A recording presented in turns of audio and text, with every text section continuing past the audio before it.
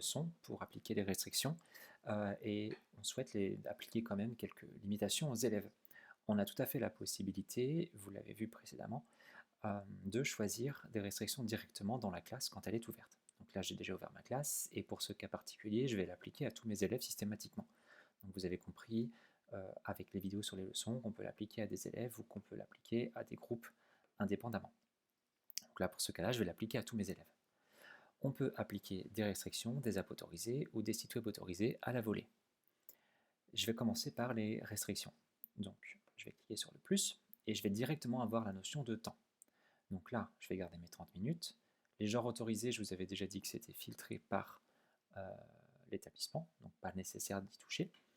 Et puis là, je ne veux pas que mes élèves puissent utiliser AirDrop pour cette activité, donc je l'enlève et je ne veux pas qu'ils aient accès à Safari. Par contre, ils peuvent avoir accès à tout le reste de leur appareil. Je clique sur Appliquer, je clique sur Terminer, et j'ai vu que quasiment instantanément, j'ai Safari qui a disparu des tablettes et la fonctionnalité d'AirDrop, elle, est bloquée. Ils n'y ont pas accès, c'est complètement grisé. Donc on peut comme ça appliquer facilement des restrictions. Si je souhaite en rajouter, je clique de nouveau sur le plus, hop, je vais retirer cette fois-ci la caméra, je clique sur Appliquer, sur Terminer, et j'ai la caméra qui disparaît des iPads. Donc là, ils n'ont plus du tout accès à la caméra sur les machines. Si je souhaite réintroduire une fonctionnalité, je peux faire l'inverse. Donc je réintroduis la caméra, je clique sur le petit moins, et la caméra devrait se rajouter de nouveau sur les iPads. Voilà, l'appareil photo est revenu.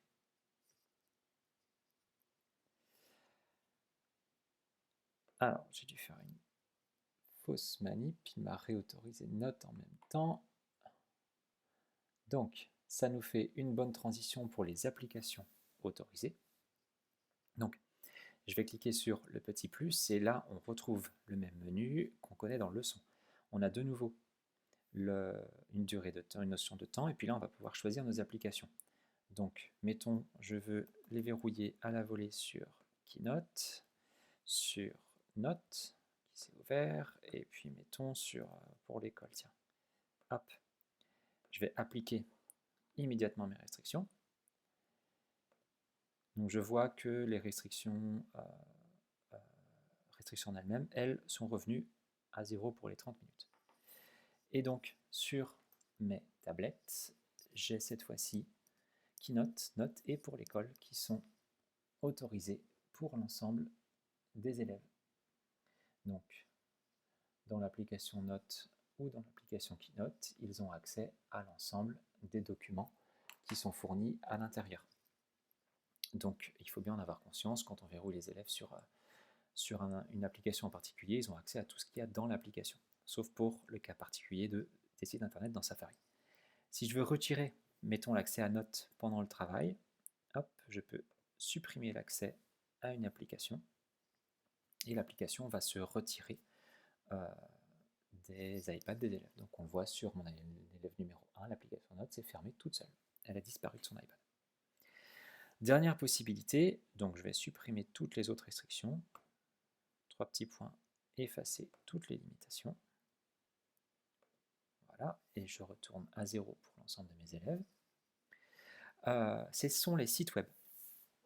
Alors, je peux autoriser à la volée aussi des sites web à être verrouillés. Donc là, pendant 30 minutes, je vais ajouter des sites web. Donc, je vais aller chercher hop, mes sites que j'ai préparés déjà dans Safari. Je colle mon adresse web, j'appuie sur Entrée. C'est important d'appuyer sur Entrée. Je vais aller chercher le deuxième site web. Hop, je copie l'adresse web et je la colle, j'appuie sur Entrée. Et là, j'appuie sur Appliquer. Et donc là, tous mes iPads vont être verrouillés dans l'application Safari, puisque je n'ai autorisé aucune autre application. Et dans l'application Safari, ils vont être verrouillés sur les sites que j'ai proposés. Donc pour accéder à ces sites-là, il faut cliquer sur la barre d'adresse tout en haut, et on les retrouve évidemment à l'intérieur des favoris. Donc c'est des sites que j'avais déjà essayé d'ouvrir avant. Voilà, donc je vais reprendre. Hop. OK. Et donc ils ils ont bien accès à ces sites. Si j'essaie d'aller sur autre chose, mettons Pix, ou alors Google, on va voir que ça ne fonctionne pas.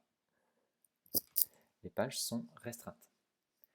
Alors, petit cas particulier, dans le site du Louvre, on a accès à l'ensemble du site du Louvre. Donc, c'est le cas particulier de certains sites. On a accès à l'ensemble du site. On n'est pas restreint sur une page en particulier. Alors que pour le site de Lumni, par exemple, si je clique sur le menu de Lumni, voilà, je me retrouve bloqué. Donc, pensez à bien vérifier pour certains sites si on a accès à l'ensemble du site ou si on est restreint sur une page.